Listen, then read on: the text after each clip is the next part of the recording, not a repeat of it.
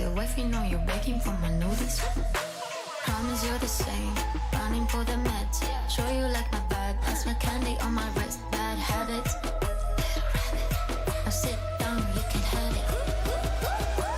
I see it when you walk my way. Come and play with me, freak it. Hey there. Welcome to another Toolbox Tech Talk.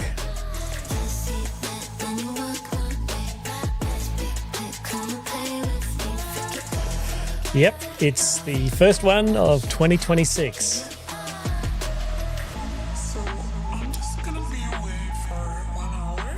And I'm expecting there's going to be a very small audience, given that it's basically the holidays here in Australia and New Zealand.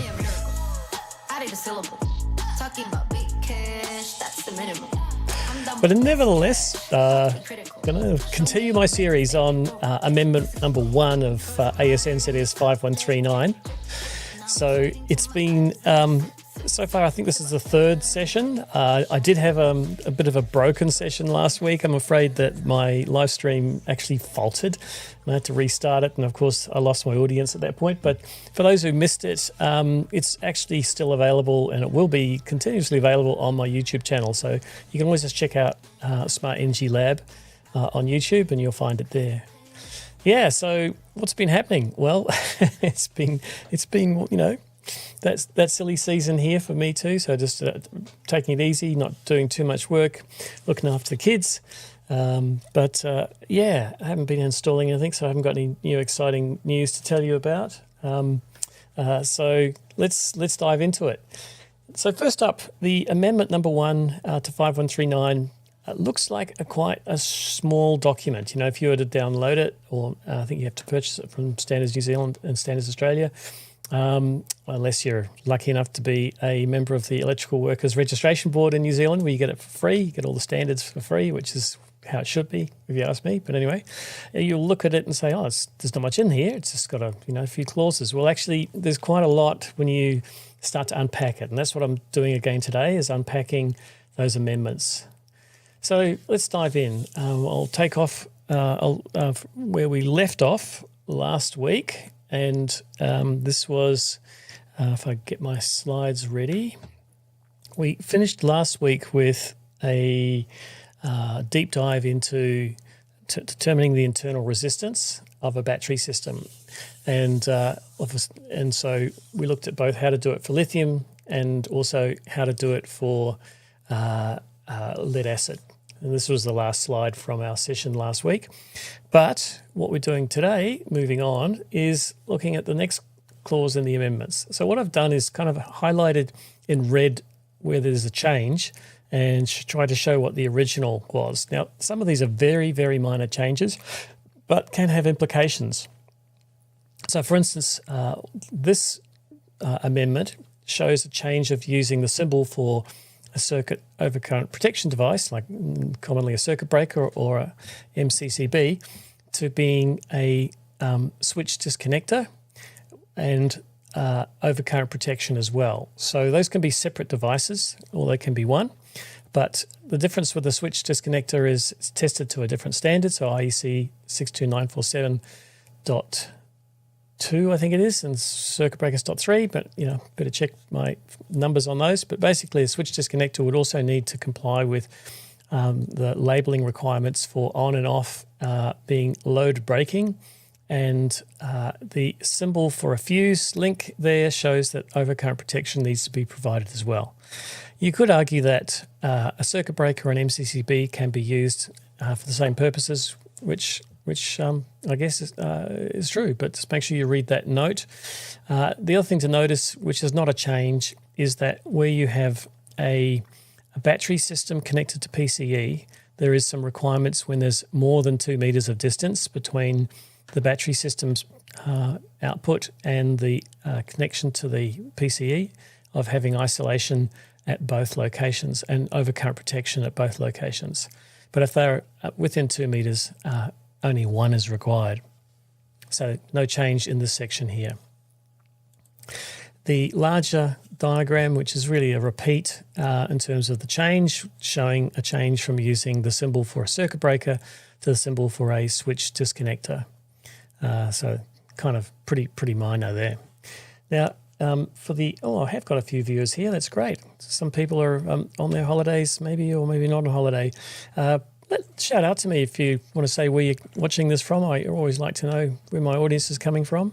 And just a reminder that you can watch this after the live session if you have to drop out, or if I unfortunately drop out, you can watch it on my YouTube channel. Yeah. Okay, so what's next? Restricted locations. Now, a lot of the changes in the amendment are really to better describe what was intended originally. You could just call it a bit of a fix-up. And there's been a lot of confusion about things like what is 600 mils from any exit? What is an exit? And so the amendment just goes a bit further to clarify the requirements for being 600 mils from any exit, and the addition of that exception where an exit is larger than 900 mils, e.g. a garage opening. Installation is permitted within 600 mils of the opening. So larger than 900 mils. I mean, the average door is less than 900 mils, 800 and something. So from a door, it's only when it's larger than that standard door or garage opening. The opening shall allow sufficient clearance from the BESS for safe egress, i.e. exit, and no less than 1 metre from the front or a side that a person could need to pass. So you still need 1 metre of clearance around the BESS itself as you go out the door. But they also see figure 4.1, which I've included a small version of there below, showing arrangements of BESSes and door openings and those clearance requirements. So hopefully that clarifies some of those BESS requirements. One thing that still applies, though, if you're in New South Wales, the Department of Fair Trading actually, through ERAC, made an exception to this requirement, saying that a garage door does not exempt you from the clearance requirements of a doorway. So a garage door is not considered to be, a doorway, a garage door, I've got to get my tongue twisted here. A garage door is still considered to be the equivalent of a door when it comes to clearances in New South Wales. So that's through a bulletin published by ERAC. Now, of course, that only applies to people in New South Wales. So just be aware of that. And that's always the case when it comes to Australian New Zealand standards. Regulators can modify the requirements from the standard, increase or decrease, but generally increase the requirements. Okay, section 6.2. So the original just said in a clumsy way that a pre-assembled integrated BESS shall not be installed within 600 mils of any vertical side of a window or building ventilation that ventilates a habitable room. And it's actually put two requirements in one sentence, which created a whole lot of confusion. So the amendment is to split those two requirements out. So within 600 millimetres of any vertical side of a window that ventilates a habitable room, deep breath, or a building ventilation that ventilates a habitable room. So it's two requirements, one or the other, that 600 mil applies. So once again, this is really clarification of that exclusion zone, or clearance, I should say, from a possibility of toxic fumes entering a habitable room. So the 600 mils is really about trying to prevent toxic fumes entering habitable spaces. Remember, it's not a habitable space, then you don't have to be 600 mils away from a window or 600 mils away from a ventilation that might ventilate something like a toilet. So a toilet's not considered a habitable room. A storage room's not considered a habitable room. A bathroom is not considered a habitable room. Those are both listed as exempt based on the New Zealand Building Code and the Australian Construction Code. So just be aware of those two changes, all those exemptions. Okay, this is a little addition to item D in the clause of restricted areas. In fact, let me just go back a step. Restricted locations. So clause 4.2.2.2, item D, here we go, is adding a note at the end of item D. So D just currently says within 600 mils of any hot water unit, air conditioning unit, or other appliance not associated with the pre-assembled integrated BESS. I think this is the one that's had the most grumbles about what does it not associated mean. And there was some clarification from ERAC on this, and it's being mirrored in this amendment, which is great. So solar power conversion equipment, the amendment states, or such as PCE, including inverters that supply a charge to the BESS, are considered associated appliances. So you might have a AC coupled battery and an AC coupled inverter. They are considered associated equipment. It also goes on to say that socket outlet switches and isolators are not considered to be appliances. Remember, this is about appliances within 600 mils. So since they're not appliances, they can be within that 600 mil exclusion zone. And this really references AS/NZS 3000, which defines what is an appliance, and socket outlets, switches and isolators are not deemed to be appliances. I think I mentioned this before, but the sort of intent here was that if you were to have something, some catastrophe happen to your BESS, catches on fire or whatever, that it doesn't straight away take out other services like your air conditioning, your hot water, your internet connection, etc. Just another shout out to the audience. Let me know where you're watching this from in the chat. It's always great to have a bit of feedback. And also, please feel free to ask me questions during this live stream. So it's going to be a pretty short one because really I'm just tidying up part 3 of my deep dive into Amendment No. 1 of AS/NZS 5139. So if you've got any questions, throw them in the chat as soon as you can. They don't have to relate directly to this amendment.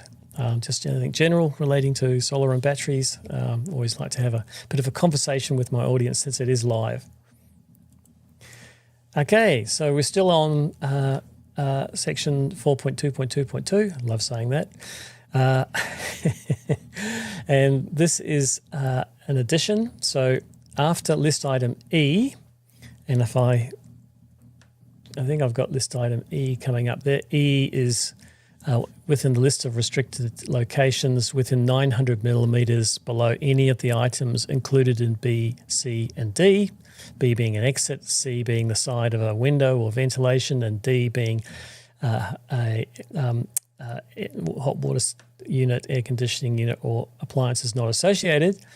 Additional to E, you add this clause here. Clearances are illustrated in figures 4.1C and 4.1D. So both of those figures are new. And actually 4.1C is not new, but the wording on the left is slightly modified. It now lists B-E in the wording, but figure 4.1D is actually a new diagram, a new figure showing that 900 mils clearance above a battery or BESS, and also extending 600 mils in front. And so if you can't achieve that 900 mils, then you have to have a fire barrier, which is technically called a prevention of the spread of fire, protection against the spread of fire, barrier on the sort of ceiling, as it were, that extends 600 mils in front of the BESS as well as directly above. So that's figure 4.1D. Cool. And I just mentioned that one. So in terms of restricted locations, inside wall cavities was given as a restricted location, but a bit more clarity has been given in the amendment, which says a recess that is entirely sealed to the cavity with non-combustible material is not considered a wall cavity, and a BESS that is installed within a separate non-combustible enclosure or housing that is recessed into and entirely sealed to the wall cavity is not considered recessed into the wall cavity. It's probably a bit of a narrow use case, But, if you did have some restriction on space, you might want to try and use part of the wall cavity to install your battery. Frankly, I've never seen it done, but there you go. It is actually a possibility.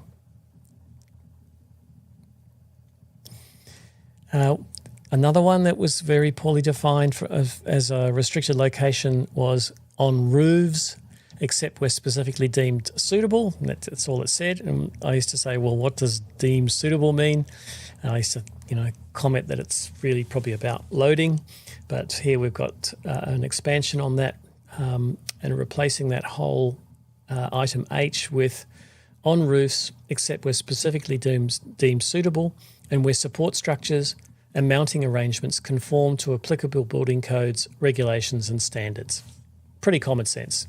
Not going to put a battery on a roof that's going to collapse the roof. Once again, I think this is a pretty narrow use case. Why would you put a battery on a roof? It's going to be in, direct sunlight. Heat's an enemy for most energy storage systems. But the standard did cover off on that very thin possibility. What do we got here? So this is all about evacuation routes. And so the original just stated K, you can't. Restricted location is in an evacuation route or escape route. And we're told to delete that item and replace it with in an evacuation route or escape route where defined or specified.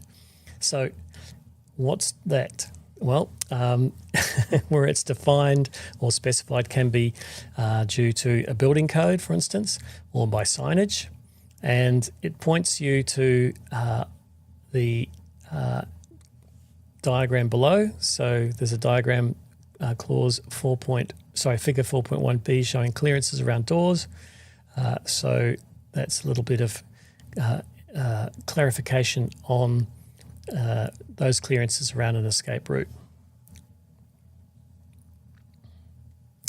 Okay, barrier to habitable rooms. We made that list of 4 items in the original standard, but we also put in materials exempt that need to be tested to AS 1530.1 and considered to be suitably non-combustible are, and then we list those 4 items: brick or masonry block, concrete compressed cement sheeting, and ceramic or terracotta tiles. But the amendment is to add just the one line: where an exempt material is used, it should have a minimum thickness of 6 millimeters. I don't think you'll find any bricks, masonry blocks, terracotta or ceramic tiles or concrete that's less than 6 mils. I suppose you could put concrete render on, less than 6 mils, but compressed cement sheeting, pretty much standard thickness, I believe, is 6 mils anyway. So anyway, this is not a big change, just to enforce that possibly the only way you could get less than 6 mils would be a smooth bit of cement render on some combustible material.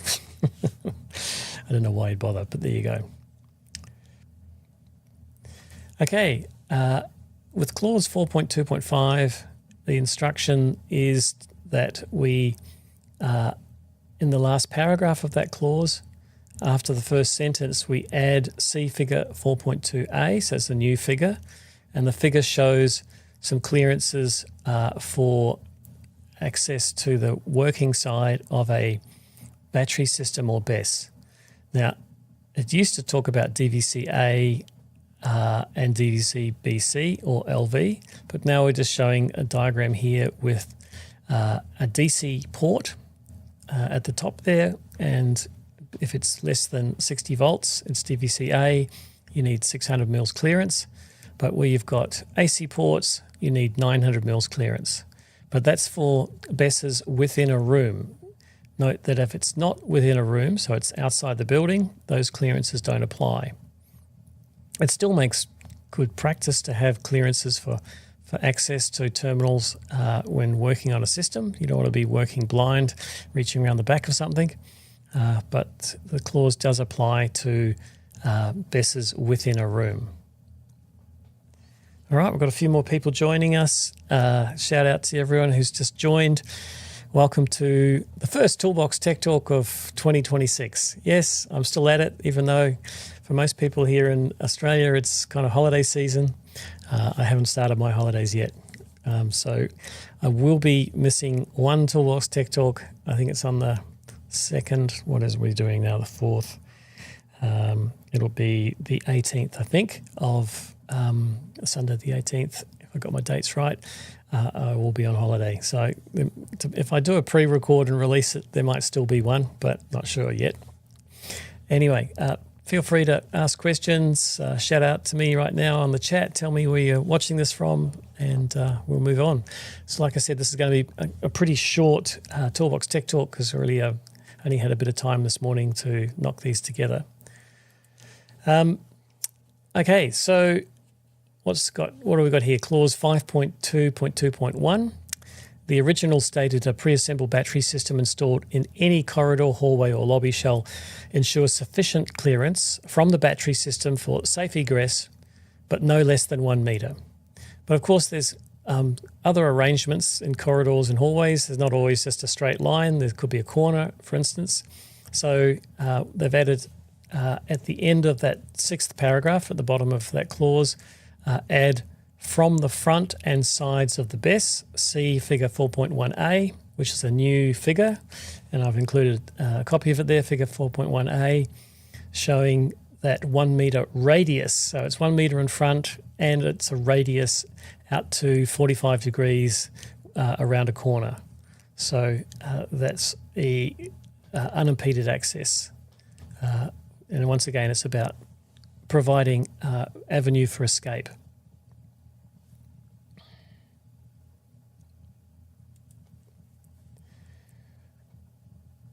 Okay, so the original clause here for clause 4.3.1.2.1, boy, that's a lot of numbers with points in front of them.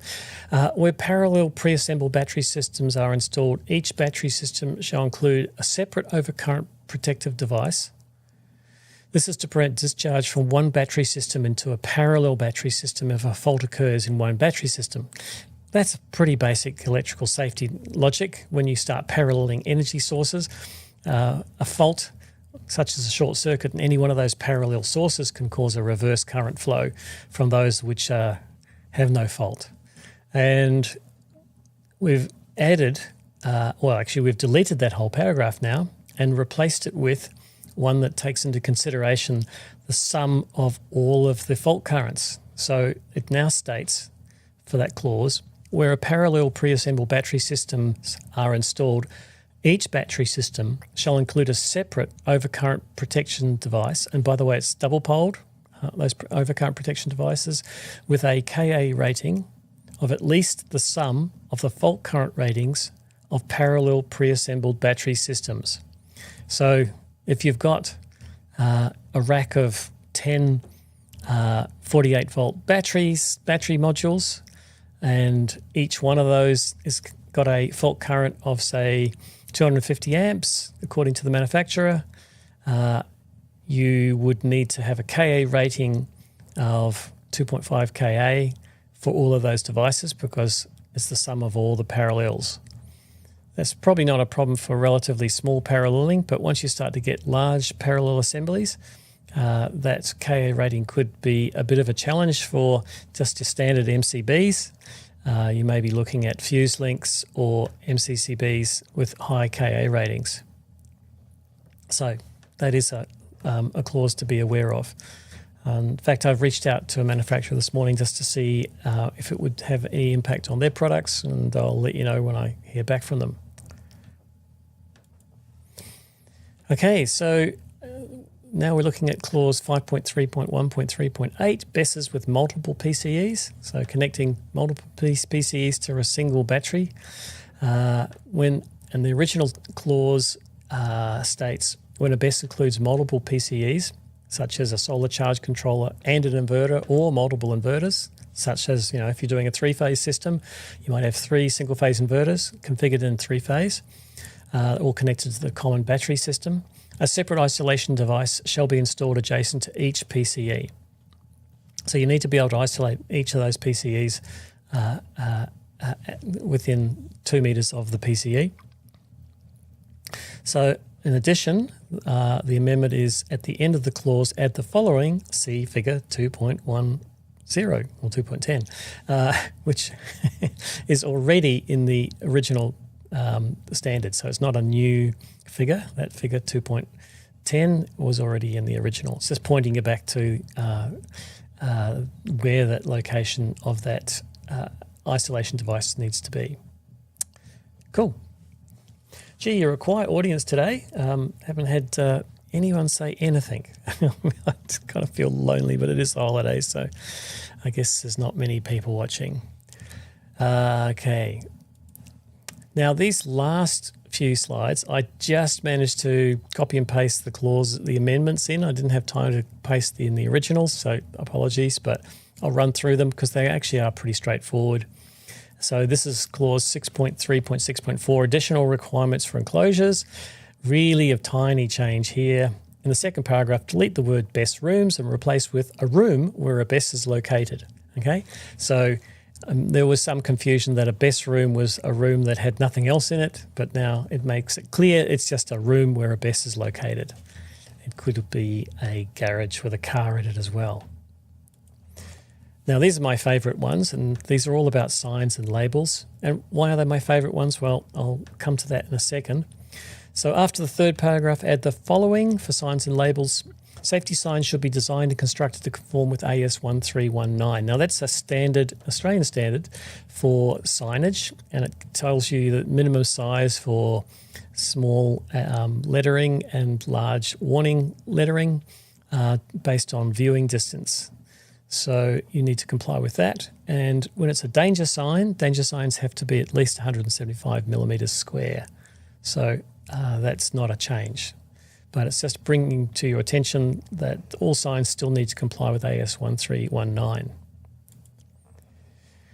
The safety data sheet has always been a requirement, but the amendment makes it very clear that in Australia, so this is a Australia-only requirement, a physical copy of the safety data sheet for the battery system shall be included within a document holder at the main switchboard or meter box, and where available at the where available, if you have one, at the fire control and indicator panel.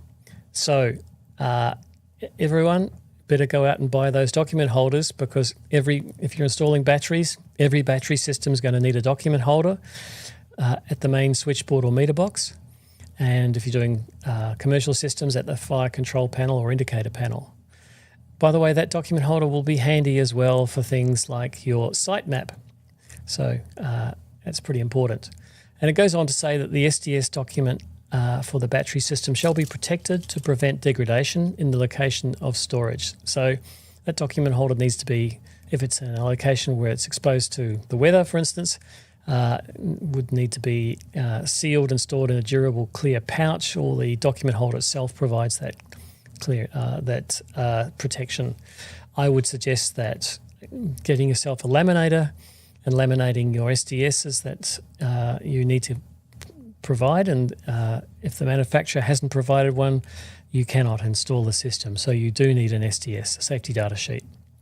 There's nothing new about that requirement, by the way. It's just been poorly complied with. And the reason, by the way, for a physical copy is this was actually discussed amongst the regulators, and there was comment that QR codes have been used, or digital copies of the SDS provided to the customer. But a QR code can be damaged, and also you may not have internet reception, so QR code can't be resolved to an actual document. So a physical copy is a reliable form for first responders and any emergency situations. So there you go. It's a pretty important one. Explosive gas. Now this is where I get to some of my favourite changes. Well, really it's not a big change. It's just enforcing the requirement, and I'll explain in a sec. Best types and battery systems types categorised as explosive gas hazards shall have the danger risk of battery explosion sign installed in a prominent position when approaching the battery system, i.e. Not sort of on the side of a battery, not tacked onto your equipment. This sign shall be mounted either adjacent to the enclosure, right, on all doors of the room where the battery system is located. Not on the battery system itself, not on the inverter. Adjacent to the enclosure or on all doors to the room where the battery system is located. Now, got that? No more sticking all your signs. And this, by the way, this clause will repeat for all the other signs on the equipment itself. And it's my pet hate. It looks ugly. It means that it can be lost if there's a replacement of equipment. Someone just replaces it and tries to peel off the labels and they get broken. Yeah, so make sure you put them adjacent or on the doors. I have seen some installers making up a little panel, just basically a metal sheet with all their labels on it. That's great, and screwing it to the wall. And some label manufacturers even make combo labels now, so all the labels are on one large label form, which is a really nice way of doing it. The toxic fumes sign, once again, best types and battery system types are categorized as toxic fume hazard shall have the sign danger toxic fumes. The sign shall specify the specific conditions, e.g. fire, under which the fumes will be present. This sign shall also include the personal protective equipment requirements for entering the room and the working room or working with the battery systems. This sign shall be mounted either, once again, adjacent to the enclosure or on all doors or of the room where the battery system is located. Chemical hazard. It's starting to look like a pattern, isn't it? And once again, the best types and battery system types categorized as a chemical hazard shall carry a sign specifying what to do if the skin or other parts of the body are exposed to the chemical. This sign shall be mounted either adjacent to the enclosure or on all doors of the room where the battery system is located. Now, I should point out this chemical hazard is really applicable to where there is a liquid electrolyte, such as a flooded lead-acid battery, that could provide spillage, and it doesn't apply to sealed batteries where there's not a potential for liquid spillage. So this is typically a large green sign with warnings about spillage and what to do and how to flush the area with water, etc. Don't put these signs on lithium-ion batteries, for instance, because they aren't considered to be a chemical hazard, if they're ruptured. They might be a fire hazard and explosive gas hazard, but not a chemical hazard. Arc flash. Once again, arc flash, if you've done your arc flash assessment, which we covered in some previous Toolbox Tech Talks, where the arc flash is above minor, which is 1.2 cal per square centimetre, shall carry a warning sign to indicate the dangers of arc flash. The sign shall be mounted, once again, either adjacent to the enclosure or on all doors of the room where the battery system is located. So make sure you do your arc flash calculations, and if you're above minor, you're going to have the arc flash sign as well. So that comes to the end of Amendment ASNZS 5139, Amendment No. 1. And I will be I'm going to come back to that last slide in a second. I will be actually running a course covering the whole of the amendment and some other supporting material around the battery standard itself. So watch out for that course. I'll promote it on my usual socials as well as here on YouTube. But anyway, the last thing I just wanted to remind you was that there is a there is a revision of the standalone power system, ASNZS 4509 Part 1, which has public comment periods closed on Christmas Day. And once those public comments have been assessed by the committee, I'll be there. If there is no major changes, it will go to publication. So I'm expecting, with my fingers crossed, there won't be any major changes. And we could expect a new version of 4509 Part 1 sometime in this year. That's my prediction. Yeah. Thanks, Martin, for saying hi. Martin says, thanks, mate. Looking forward to the next one. Yep. So Another thing I always say at the end of my Toolbox Tech Talks is that you're welcome to send me questions via email, and I'll throw my email address into the chat.